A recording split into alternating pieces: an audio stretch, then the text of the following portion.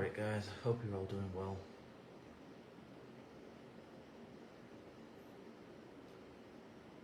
So as you know, I've made quite a few videos over the past few days, and I think after today's video I'm probably going to have a bit of a break for a few days, maybe a week or so. But today I'm going to be talking about class and a number of things related to it really. One of the things that I was thinking about as I woke up this morning was just how kind of like certain movements have been sabotaged because of class, and just how performative a lot of this sort of like rebelliousness and sort of like, I don't know what you would call it, almost like a kind of like class appropriation of sorts. This sense of sort of like trying to sabotage a movement to try and claim it as your own sort of victimhood status or something. And what I mean by that is, in the UK, you know, we've had a lot of this very sort of countercultural, anti-establishment rhetoric, politics, you know, sort of underground movements, whether it's with, you know, punk or post-punk, you know, whether it's with the sort of more almost like sort of like poetry sort of based stuff. You tend to find in sort of like your local open mic sort of circuits, whether it's with certain genres of electronic music. I can think off the top of my head, you know, drum and bass, dubstep to a certain extent, probably garage as well, grime to a point, some kind of like hip hop based stuff, R&B stuff, and the same could also be said in America as well. Perhaps America's kind of become the beacon of some of that stuff, especially when it comes to hip hop, certainly during the 90s and noughties anyway. But yeah, it was just something, this topic for some reason was just something that was bothering me this morning. I think part of it was because I've been recently watching some stuff by two artists called the Sleaford mods. I guess because classes are kind of like, you know, sort of raw, outspoken, kind of edgy, sort of social critique as kind of like commentary, indie group, you know, electronic indie group, and you know, I don't know, it just kind of, to me it was just sort of, some things rubbed me up the wrong way about this group, because you've got basically you know, two, as far as I know anyway, working class lads that are trying to kind of, I think they're trying to give off this image that they're kind of like, you know, they are the you know, champions of the working classes or something, and yet, you know, it seems to me, at least from looking at their videos online, that a lot of their fans tend to be the more middle class types, and so they seem to be appealing to those people rather than the people that their songs have really been inspired by, or should be aimed at, in my opinion. But that's just my view on it. And the same could also be kind of said of the Sex Pistols and Pill, I suppose, or just any kind of you know, sort of like groups or voices, artists, musicians that have this very strong anti-elite, anti-establishment, anti-status quo kind of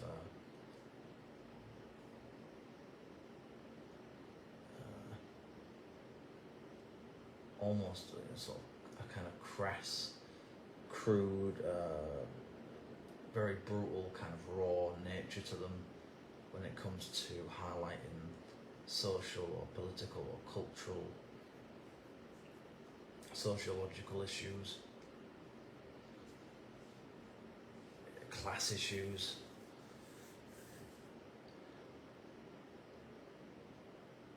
And I was just sort of thinking about like why it tends to be the middle classes that seem to kind of not so much champion certain movements, but kind of become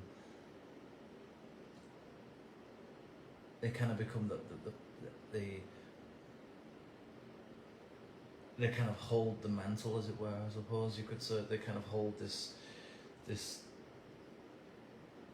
sort of like this status of like that they are the champions of these movements. They are,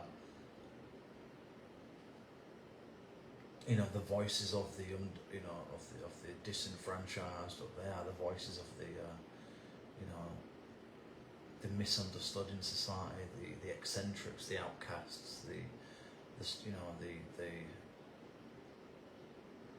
unrecognised intellectuals and recognised geniuses in society, I suppose. And I think a lot of it comes down to, well, first and foremost, probably money, because the middle classes tend to have more money, so they're likely to be able to champion certain things from a financial perspective. So they're gonna reach more people for those means.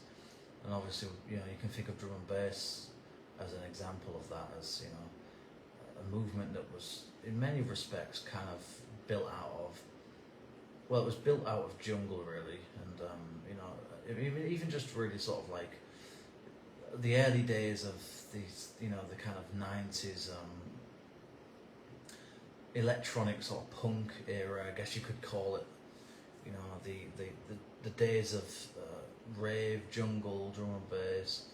You know, really a lot of this stuff was born out of. It was partly born out of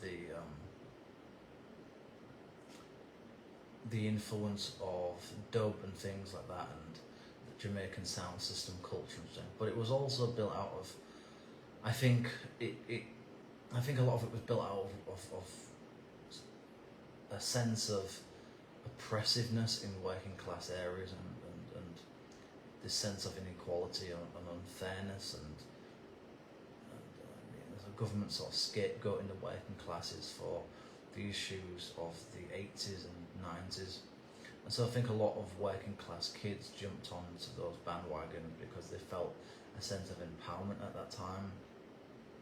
And obviously the whole ecstasy thing, the whole drug scene becoming attached to it, was, I suppose, in many ways a part of that kind of rebelliousness of it. It was, and I think as far as the middle classes go, as far as I can tell anyway, and I'm not trying to generalise here, I'm not saying, of course, you know, there are always exceptions and you know, there are always going to be people that don't quite meet the kind of,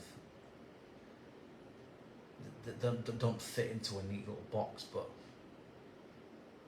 I think for the most part, I think a lot of the middle classes jump on these things because they want to feel like they're cutting edge and edgy and, you know, provocative and controversial, and, you know, they have this sort of performative edginess about them, this performative outrage about them, this performative kind of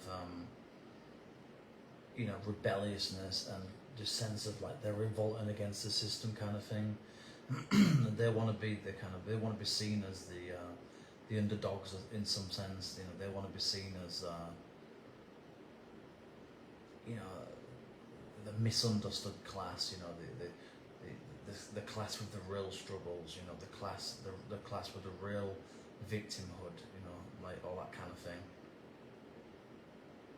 I think deep down a lot of it is just basically, in my opinion at least, I think it's just down to what I think. Well, I could be wrong about this, but my guess is that it's something to do with the way that they're brought up. And what I mean by that is that I think probably that they tend to be a bit more reserved as people, they tend to be a bit more polite overall. You know, so they tend to come from a bit more kind of conservative backgrounds, and I think that they feel that they live kind of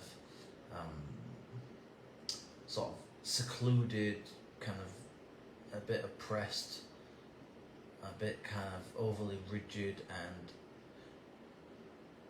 sort of uninspiring lives up until a certain point, because probably their parents, obviously are hyper ambitious people probably for the most part, and so then they take on this parental pressure of trying to meet up to their same standards and to meet their expectations, and so they often go off to college, university, where then they get exposed to people from different backgrounds and different ideas with regards to politics, with regards to taste in music, art, just ideas on culture and society in general.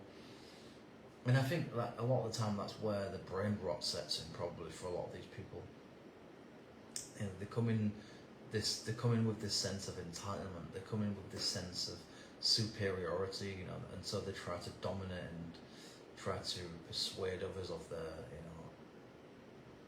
sort of radicalized sort of approaches to things, because it's this extreme sort of like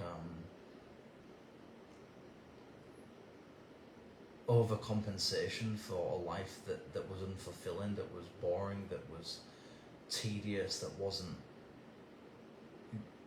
didn't make them feel any real sense of empowerment in the world, and so they latch on to radical politics. They latch on to radical social critiquing kind of like forms of art, and try to claim some kind of ownership over it. But what they don't realise is that a lot of the time these working class guys that have done well for themselves, and I don't just mean men like that, I mean also men and women, they know that they're aware of that stuff, and Sleaford mods are probably no exception to that. I'm sure that they're aware of the kind of audience that tends to appreciate and buy their stuff. But I think a lot of these people end up kind of resenting their audiences, because they end up appealing to the very people in some ways that are a part of the problem, rather than appealing to the people that their music should really be appealing to.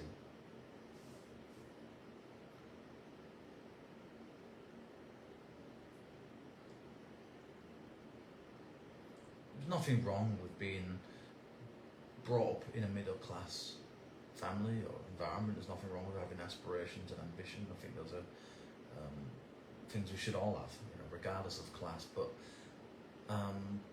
unfortunately, a lot of people don't end up with those things. A lot of people don't end up with, hyper ambitious parents that try to motivate or inspire you to go on to do better things than they did with their lives. You end up with, in a lot of places in working class areas in the UK, you end up with mediocre parents that probably didn't do very well in their lives. Probably didn't do anything at all.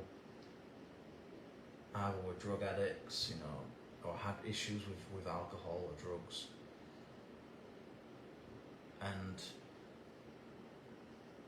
just people that have got so many just levels of dysfunctionality that it's just, you basically spend your childhood just trying to navigate that stuff.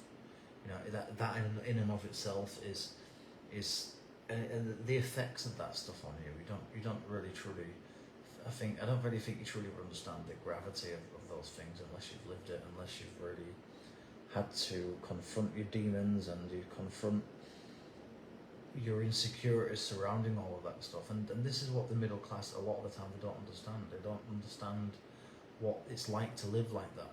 They don't understand what it's like to live in areas where there's very little in the way of decent employment. There's very little in the way of opportunities to get out of it. Unless you're very intelligent, unless you're cunning, unless you've got something that makes you that elevates you somehow beyond it, then for the most part you're probably never going to get out. You're never going to, you're never going to move up that sort of like class hierarchical ladder type thing. And that's not to say that people from middle class backgrounds don't have their own problems. I'm sure they do. Like we all do. Everyone does. In some ways, as much as I would have liked to have had that kind of an upbringing, part of me is kind of glad that I didn't, because I think I probably wouldn't have been able to. I wouldn't have had the depth of thought I have about things. I don't think. I wouldn't have been. I wouldn't have become. I wouldn't have developed the kind of like observational, kind of like critical, somewhat pessimistic, I think it's fair to say, outlook on the world. And while those things can sometimes be negative, I admit, I think in many ways they have served me very well in life. They've made me understand a lot of things that maybe I would never have understood properly if I hadn't have had the upbringing I had. I wish I hadn't have had the upbringing I had, but it is what it is, and that doesn't mean I make excuses. It just means that I've got baggage that I have to carry with me, that people don't understand, that people like those that attend these kind of like, a bit out there kind of groups think that they understand, think that they are a part of, because they want to jump on. They like jumping on bandwagons to try and make themselves feel relevant and important and more unique and special, and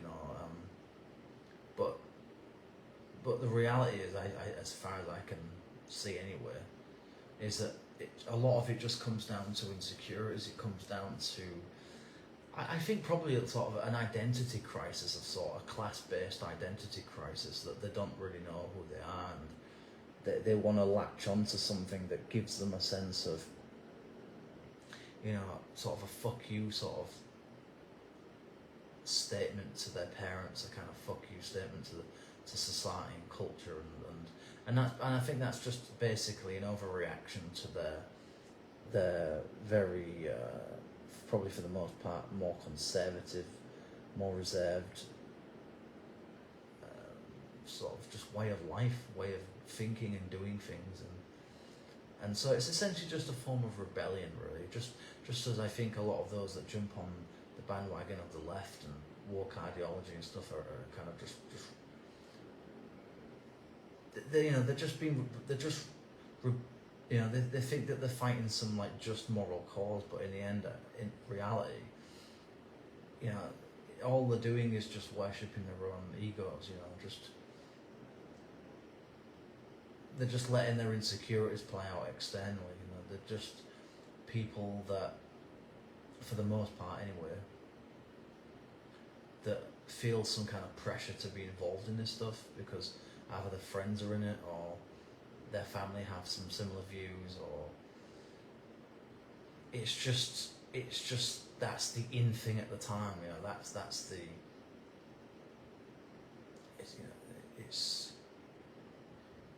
it's just this pressure to conform. That's what I think. They seem to be very easily manipulated into conforming and to being seen as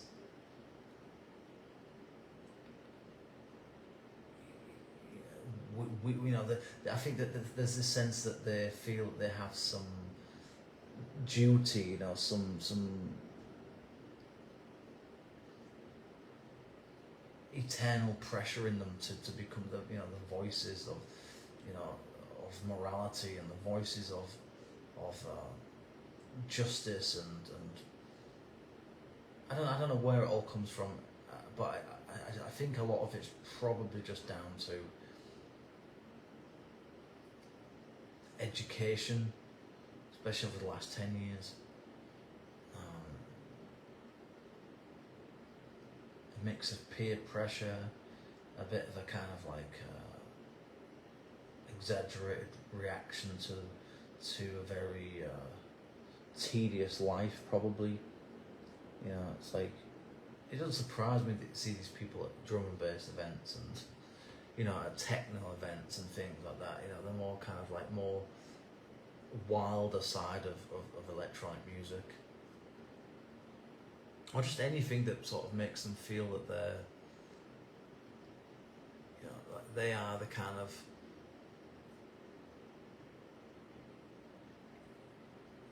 somehow that they are the,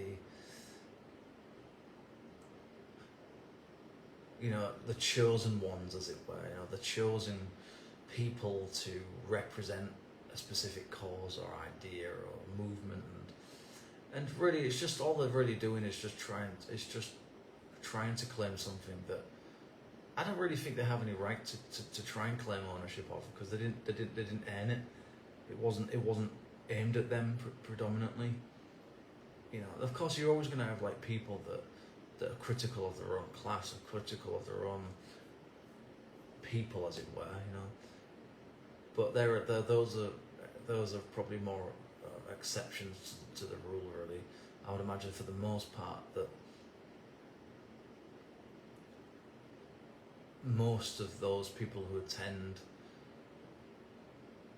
you know, counter-cultural, counter-establishment kind of either underground movements or movements in which they are going to get the attention of the mainstream media, the press. I think they are of a very similar kind of makeup in many respects, and there are probably very similar attitudes, and I think there's a sense of entitlement to things from these people. There's a sense that they have somehow some, you know, that this stuff was it should be theirs. It's about them. It's for them. When in reality, it's really not.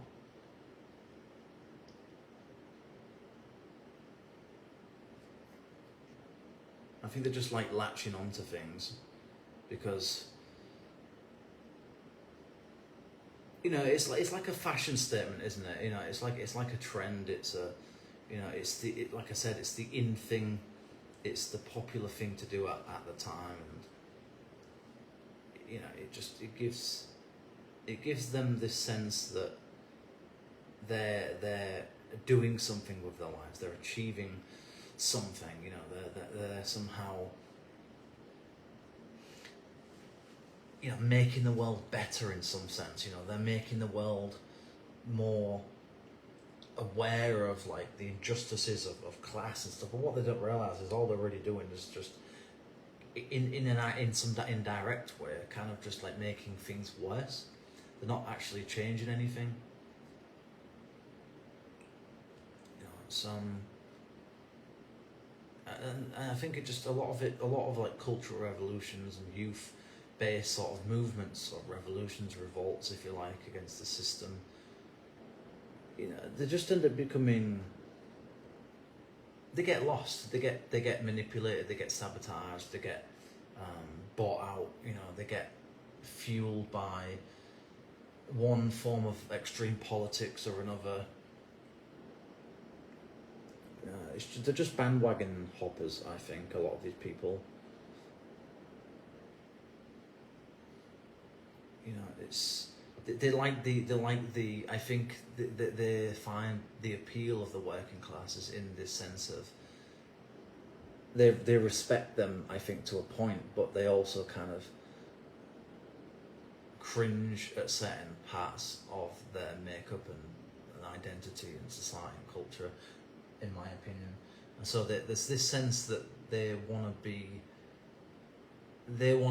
hip and cool, but they don't want the negative connotations attached to being working class. They don't want to be.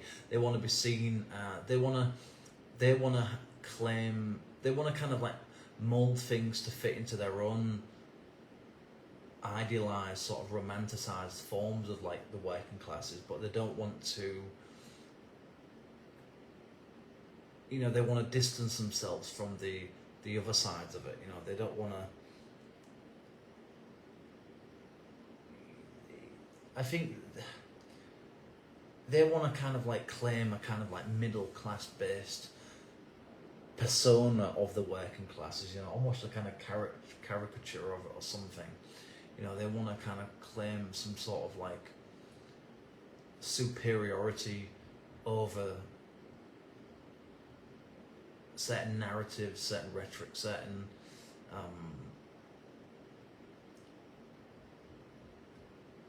a certain what am I trying to say here?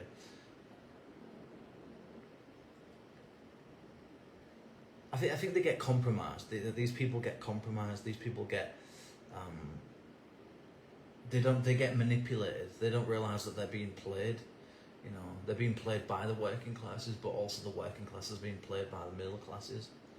You know, and often it's that, and it's not just about money. It's about like optics. It's about it's through a number of different mechanisms. It's through like the way that I think certain festivals and certain events and shows get like sort of the way that they get advertised. There's certain sort of connotations to certain things. There's the role that the media plays in certain promotions of certain things as well.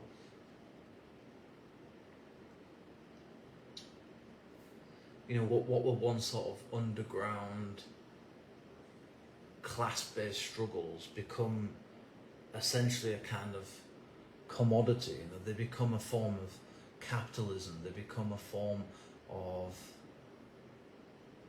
well, literally currency. You know, they become a business, and it's the middle classes that push certain things, which in a way helps the working classes. But at the same time, I think the working classes tend to despise them for it, because they tend to be the ones with more money, so they kind of rely upon them, they need them. But at the same time, they resent them for it, because they don't want that to. They wish that wasn't the case, and also. So really, basically, like the middle classes try to like claim ownership of certain things, because they feel that they've almost got more right to it, because they're more heavily invested financially in certain things by pushing it and making something popular, which is not often what the intention is behind a lot of these sort of countercultural movements. It's more of a case of just reaching the right people. It's not about mass appeal. It's about reaching out and putting out a message to those that need to hear it the most, for them to rise up, or for those that have any potential to change things to either be inspired or influenced in some way, for them to try and put into place some kind of a mechanism that could change the system, that could change the rotten system of classism, you know, of inequality and unfairness in society based on class.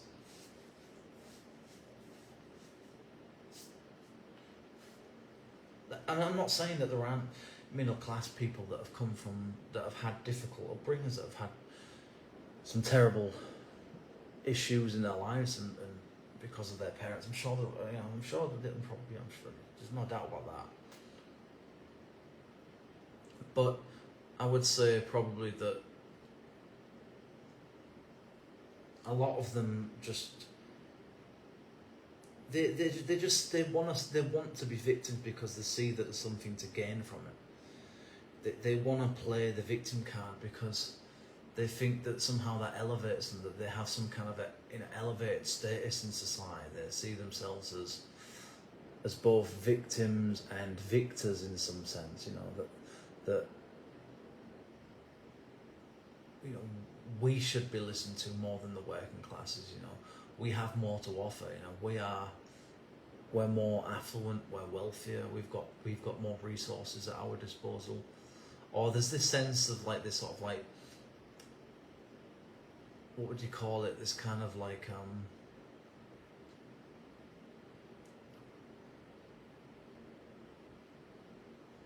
there's just this sense sometimes from the working classes that they feel somehow that they have to take on, you know, that they want to be seen as you know, the white knight in shining armor type of thing. You know, that they are the white saviors of the world. You know, that they are the saviors of systemic classism that seeps into every nook and cranny of society, and somehow they feel that they are. So, you know, there's this sense that they feel like they're championing certain the working class rights or something. That they are championing their you know, it just to me it just feels like I just think that they don't really know who they are a lot of the time. They don't know whether they align more with the upper class or the working class. So this, I like I said before, I get this impression that they don't really know who they are. They don't really know what they are, what they stand for, what they represent, and so I just think some of them are like really incredibly intolerant, incredibly toxic people sometimes. No, they're just people that are just trying to. They put themselves on a pedestal. They see themselves towards the top of the socioeconomic hierarchy. You know, they see themselves as at the top of the cultural social hierarchy, but at the top of the social justice hierarchy. You know, they try to infiltrate these movements to somehow twist them into their own messed up sort of, you know, perceived ideas of like of class struggle and you know, to try and like make them seem that they're as if they're the working classes or something, you know. And all they end up doing is just like kind of diluting the message, diluting the impact of the message, and it just doesn't work. You know, it just doesn't. All you do is create more of a divide and resentment because the working classes aren't stupid. They see through it.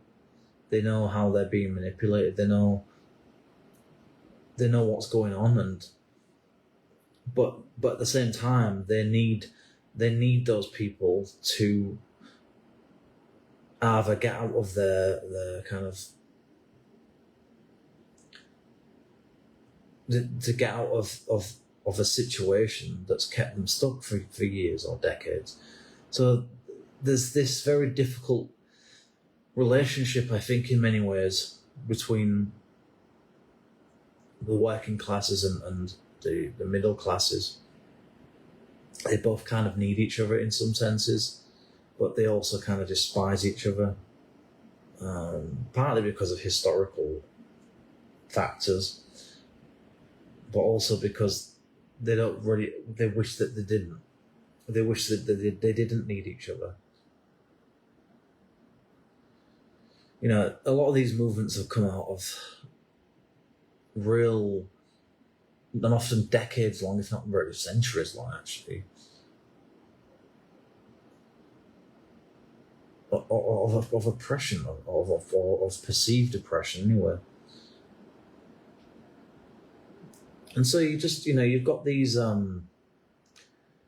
don't know, I just find it very hypocritical and very disrespectful, really, this whole thing. Just too much of this performative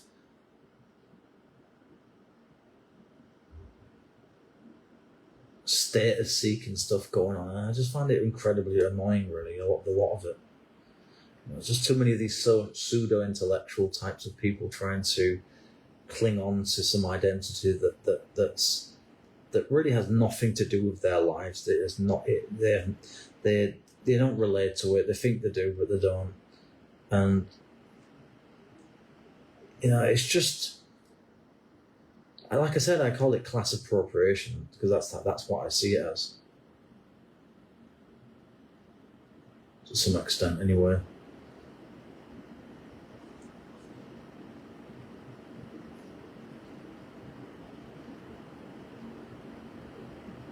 I think just a lot of the time they just want to be provocative for the sake of it. You know, they want to.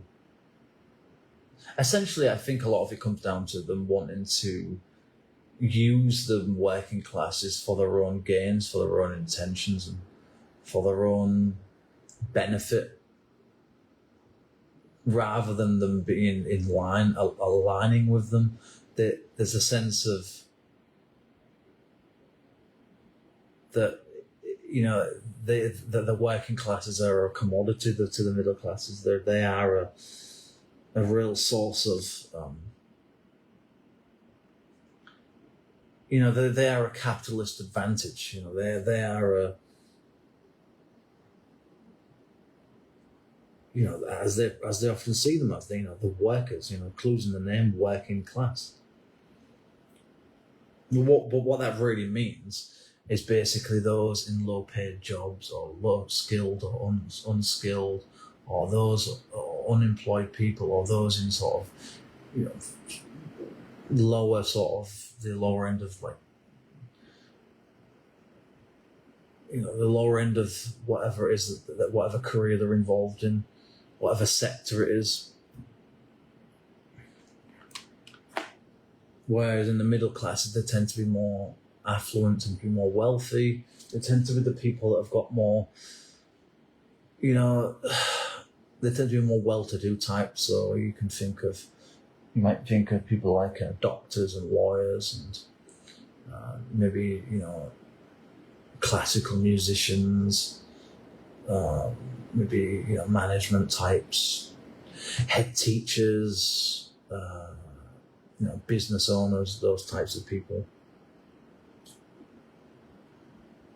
You know, sort of like bigger business types.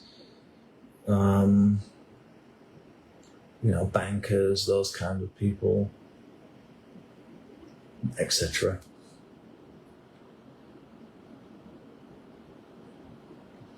And I think a lot of it these days is fueled through, as I was talking about yesterday, about the internet, you know, social media, and how that plays into this whole thing of promoting certain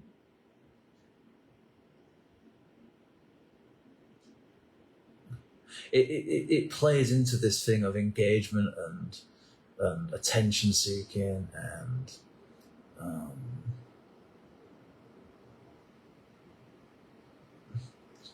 this thing of egocentric personalities, and just the sense that everything's a show kind of thing. Everything's a bit of a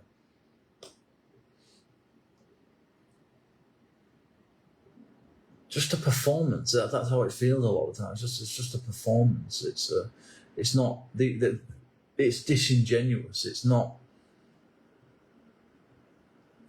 who these people really are. It's a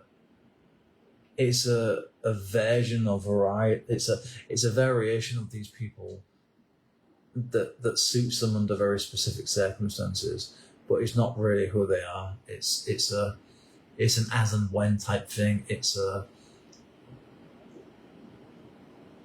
just more for them. I think it's more of a release really than it is about the actual message behind the music, the message behind the lyrics. It's not about, they, I think, attach themselves to the emotional side of things rather than what the actual, the deeper or hidden meaning behind things, the real message, the real cry for help behind, you know, these movements that are trying to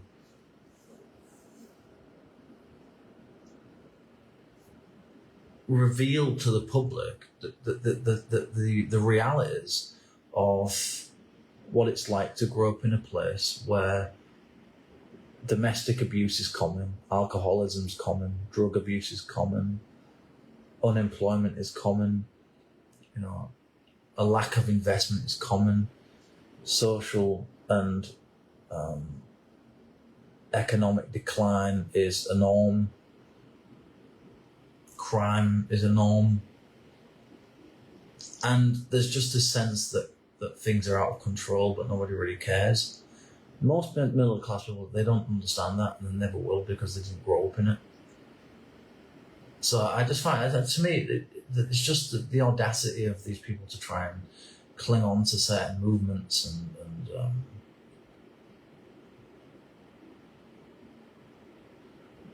what they see as bandwagons to elevate themselves and their own egos and their own selfishness, their own insecurities, and then try to mold that stuff into something that fits their own idealized versions of themselves, or to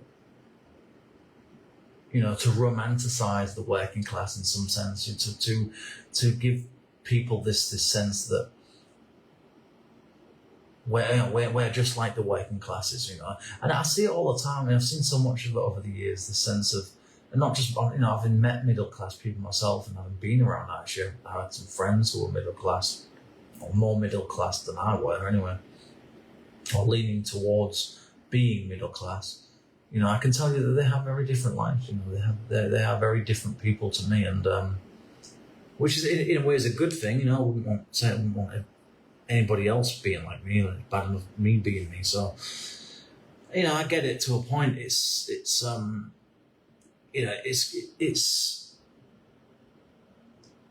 I think more than anything else, a lot of it just comes down to them feeling a bit disconnected, of feeling a bit kind of stuck in the past, maybe being a bit disillusioned with their roots and resenting it in a way, because I think that they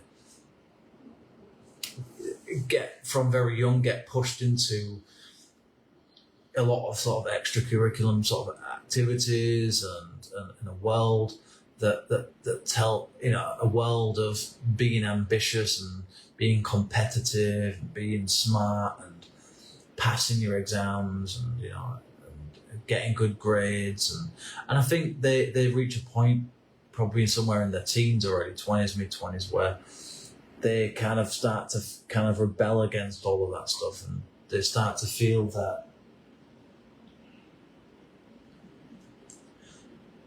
maybe in some way that they feel that that's not who they might actually really be, even though that is who they are. But they want to I think they get bored of keeping up this they get bored of living that life, I think. And so they try and change their identity. And so they gravitate towards certain things, as I've already mentioned in the video, that they think, they convince themselves that, oh, this is who I am, this is what I am. But in reality, it's just a phase. It's just a convenient sort of temporary escape. Really, I think that's what a lot of it is. It's just escapism. It's a way of them basically saying, I like, this is me, this is who I am, fuck you to the world, fuck my parents' ideas and expectations of me, all that kind of stuff. And I get it, because to some extent I did the same thing when I was in my early 20s. I went out, it wasn't really so much a fuck you to my parents, it wasn't so much rebelling against them, it was just that at that time for me, I was in my early 20s, I was full of beans, full of energy, and also full of shit as well, quite frankly. I was so arrogant back then, so naive, so full of myself. But who isn't when you're in your early 20s? Because you're in the best part of your life, really. You're certainly at your physical peak, really, in many ways, in terms of physical attractiveness. But anyway, that's a whole other thing. So, I get it that the people go through stages of questioning their identity, but my problem is, and I understand that, and I can sympathise with it, but at the same time, I think it's I just find it a bit wrong, really, for people to jump onto bandwagons and to things that have no relation to their existence really whatsoever. It's like, And it's not just about, like, it's like, you say, well, maybe they just like the music. Well, yeah, sometimes people do, but I think a lot of the time it's more than that. It's this sense that they feel drawn to a certain look, a certain image, a certain attitude, a certain political message, a certain rebellious streak in them, but they don't really truly understand where that's come from, what that's really about, and why that's important, and why that stuff, who that stuff is really being targeted at, who it's trying to inspire or motivate. And oftentimes it reaches people that just want a kind of quick fix solution through, you can just look, Britain just in general is basically, a very kind of duality based entity, really, because it's like, on the one hand you've got this very reserved, extremely excessively polite and tolerant society, and people being well mannered for the most part anyway, and then on the other end you've got excessive alcoholism, you've got a lot of swearing going on, you've got a lot of passive aggressiveness, you've got a lot of self-deprecation, you've got a lot of dark humor, you've got a lot of excessive nightlife, until relatively recently anyway. And so there's this sense that there is this sense that people need an outlet in a country like that, and I understand that, but at the same time I think I just think that things should reach the right types of people, really, and I think that it's just, I don't know what else to say about it, really. I just find it a bit disrespectful and hypocritical for some types of people to try and fit it into something that they don't understand, and has no real significance to them personally, or the people that they surround themselves with, or their parents, or their own upbringing for the most part.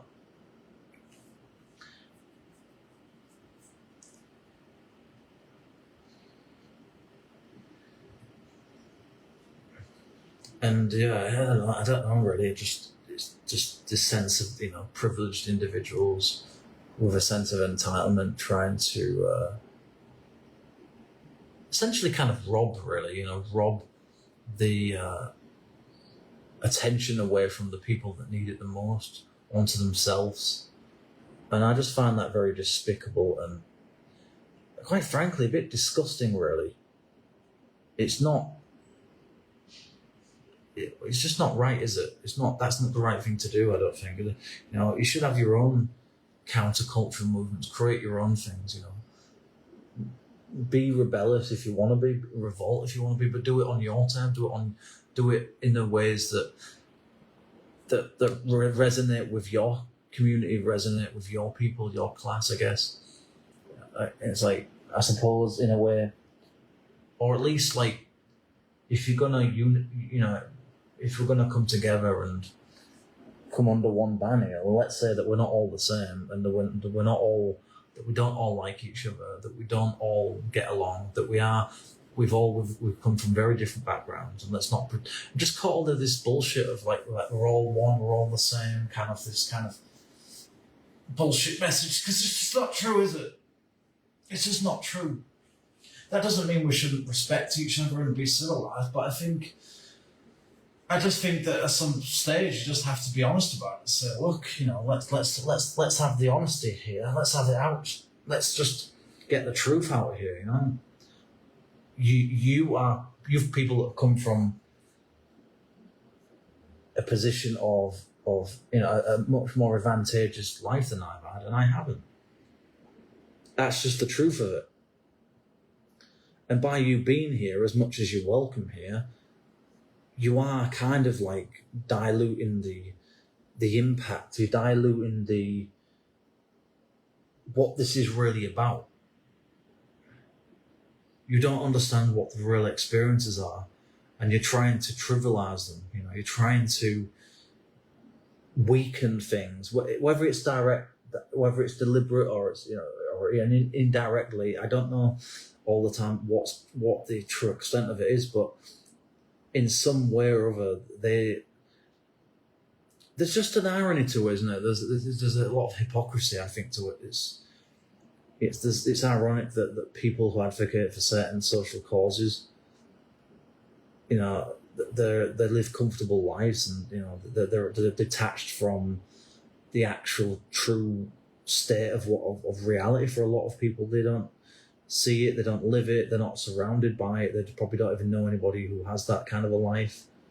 And I've just seen so much of it. There's this sense of self, this narcissism, this sense of excessive self-importance, and you know, no, this is all about me. It's all about me. It's like, you know, this delusional sort of attitude towards things. This sense of,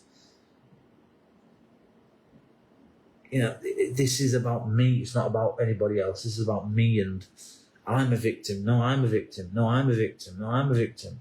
This constant like hierarchical structure of like victimhood, and this elevated status of like,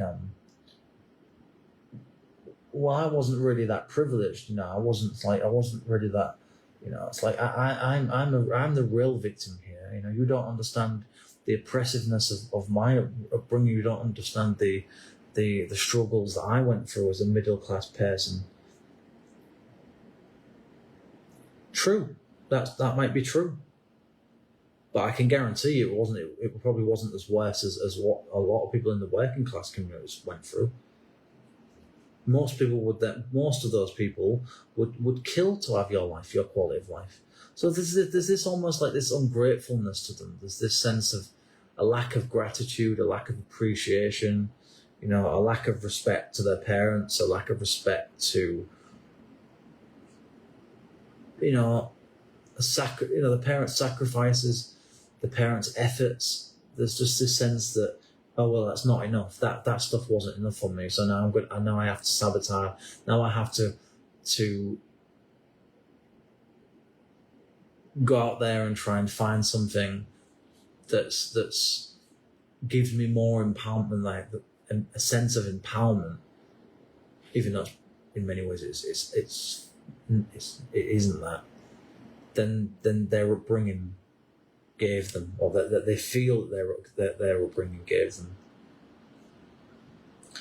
You know, as I said, you know, when I used to, you know, drum and bass, I used to go to a lot of drum and bass events when I was in my early 20s to mid 20s, and it was just full of the types of people I've been talking about in this video. Really, you know, of course you get the exception. You know, you get the odd working class lass or guy, but for the most part, it tended to be the sort of more well-spoken, articulate, you know, university type kind of audience crowd. And there was nothing particularly wrong in that. You know, they're perfectly reasonable people for the most part, as far as I could say at that time. You know, talkative, nice, but there's just always this sense that but at the same time, I always got this sort of feeling, and probably part of it was born out of insecurities, I admit, but there was this sense that there's this sort of, they're always trying to like put you down in some way, and always like trying to like mock your accent, mock the way that you speak, just always trying to get one over on you in some way, you know, like sort of being underhanded and sort of subtle, but it's very much there, you know, that classist kind of base humour is there, and so I don't, you know, before anybody says, oh, you're just anti-middle class, or you know, you're anti-affluent or anti-ambition or whatever, I am really not.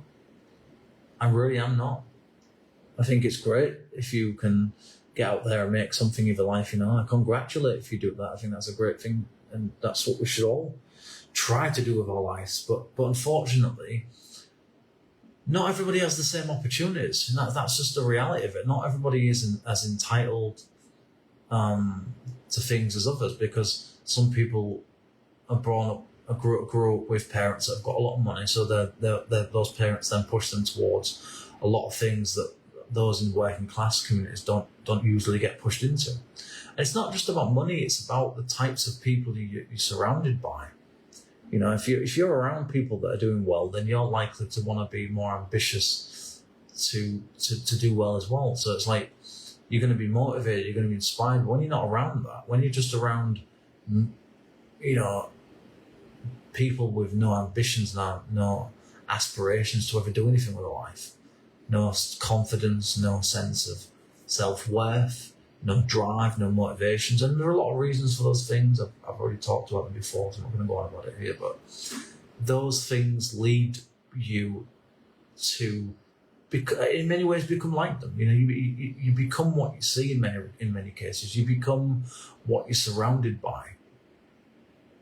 You know, you become your lived experiences in many respects. And if you're lucky, if you're lucky to be intelligent, if you're lucky to meet the right people, to have the right opportunities, to have enough confidence to take opportunities, then you've got a better chance of getting out of it. But even then, most people don't.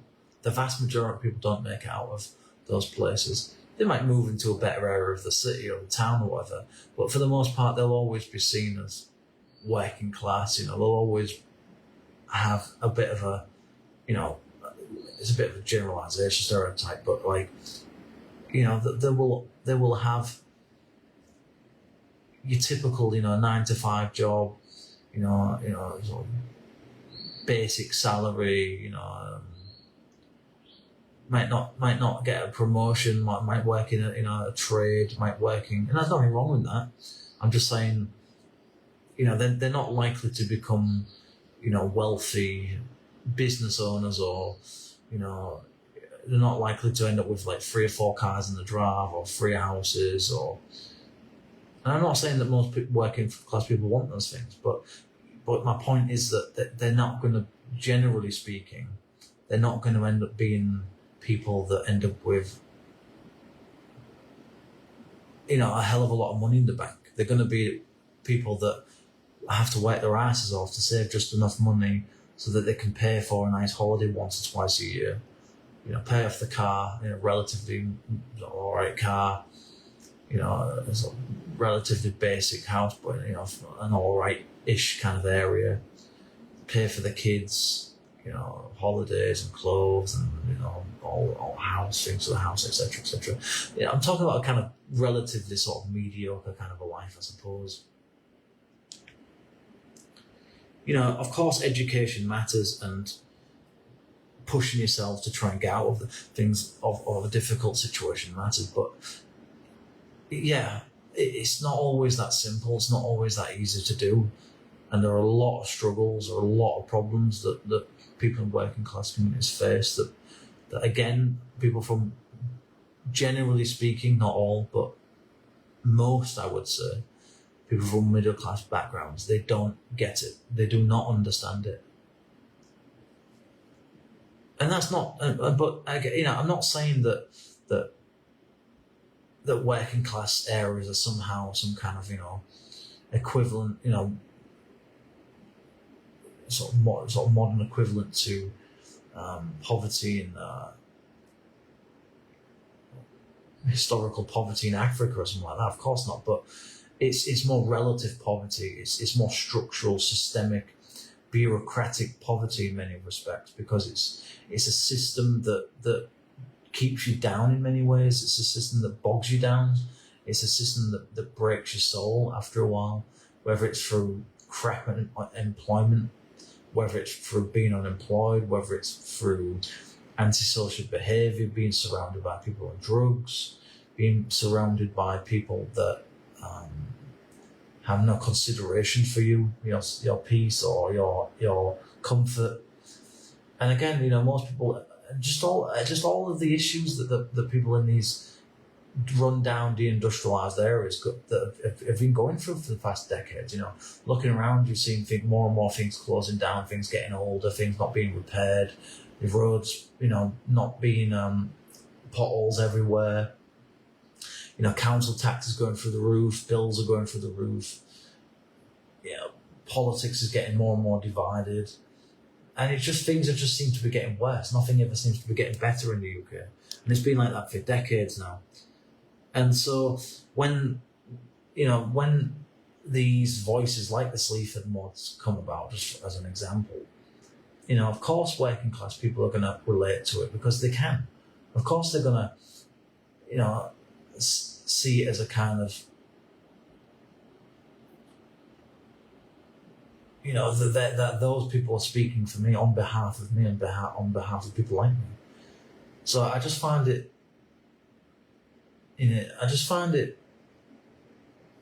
to be a bit odd, really, that the middle classes think that they've somehow got some special privilege to try and take it over and claim ownership of it is all I'm really saying here. It's I suppose we all kind of like a bit of sort of grittiness and rawness and people being outspoken and controversial to a point. But when you're sabotaging a movement just for clout, for social media clicks, for your own elevated ego, or as a kind of form of self-worship in some sense, that just rubs me up the wrong way, really. I just find that incredibly, it's a really negative thing. Although, again, I do, to some extent, get it. I understand why some people feel that they are drawn to that. But I just think in the end, it's just a bit of a paradox, isn't it? It's a bit ironic. It's a bit, I don't know. I just think that you should be authentic. You should just be real and be who you are. Just stick to who you are as a person, and not be so desperate to be seen as something because you think it's cool, or you think that it's some sense of power or control over those that rule you or something. It's like,